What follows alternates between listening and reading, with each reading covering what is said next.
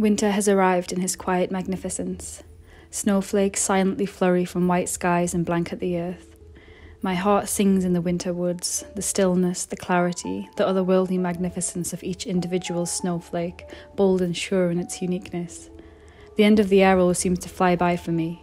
The spring and summer stretch endlessly on, and I often wish for a whisper of cold in those months, but before I know it, autumn has fled and the Holly King has taken the crown, ready to kiss the land with snow and sleep.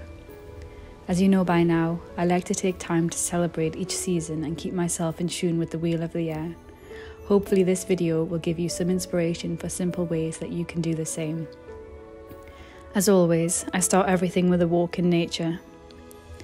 We've been blessed with snow here already, and everything is cocooned in quietude and slumber. The birds chatter less among themselves, the insects have retreated, and the trees have shed their leaves and gathered themselves for a deep rest. Since ancient times, evergreen foliage has been brought inside the home as a symbol of strength, renewal, life, and to encourage the return of the sun. And as you walk, you can look out for evergreens to decorate your home in this ancestral way, and reflect on the changes the season brings as a mirror of how to live your own life.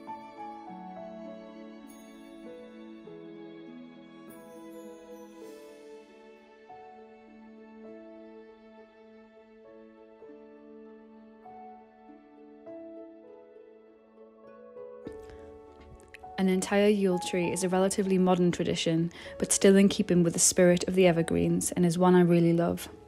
We were lucky to be able to get a beautiful real tree from a local farm just 1 minute down the road from us.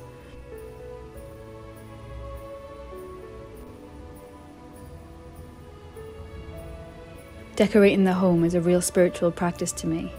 Bringing awareness and meaning into these small moments is what makes enchantment in your life and makes magic of the mundane.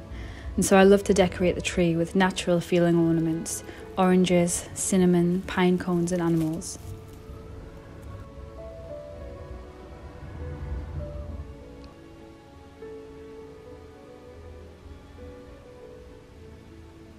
A few years ago I took the time to make some felt animal and goddess decorations for the tree.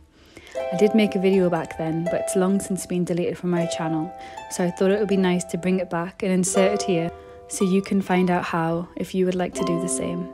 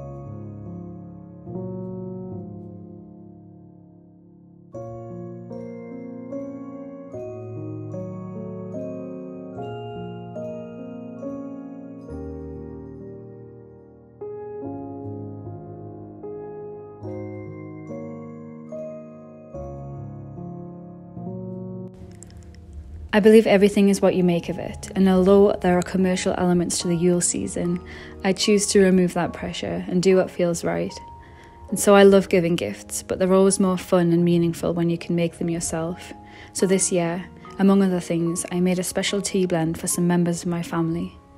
This is a hormone balancing blend, complete with lady's mantle, rose petals, raspberry leaf and hibiscus.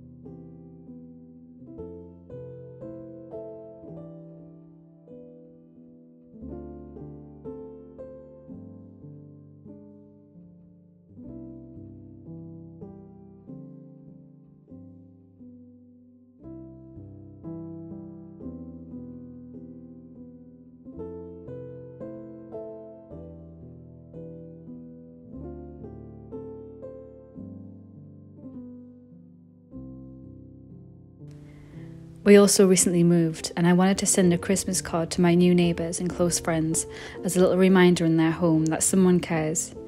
I love these charity cards with animals and magical scenes on them, but you could make this even more special by making your own.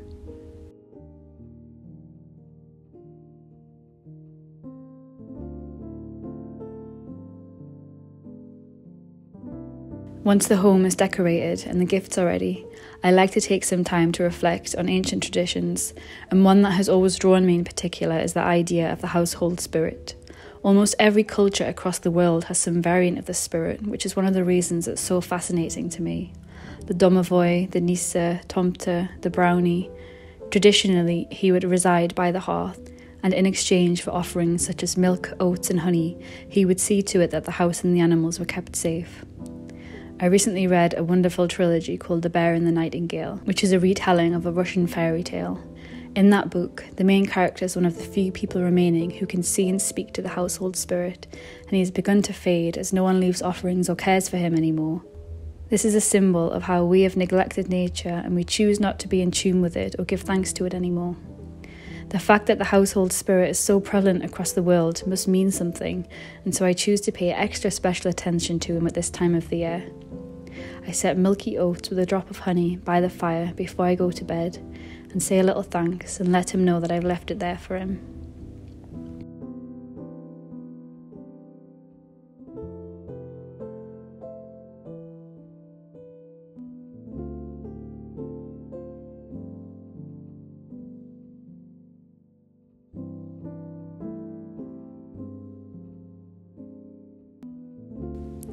Winter time and the time of Yule is all about rest, sleep, turning inwards and gathering strength for the year to come.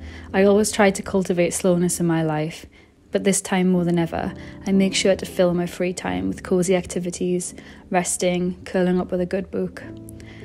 And so I leave you here, warm against the fire, cup of tea in hand and Christmas film ready. I really hope you enjoyed this video and it's given you some inspiration on how to celebrate Yule and the winter solstice. Have a wonderful winter and don't forget to rest.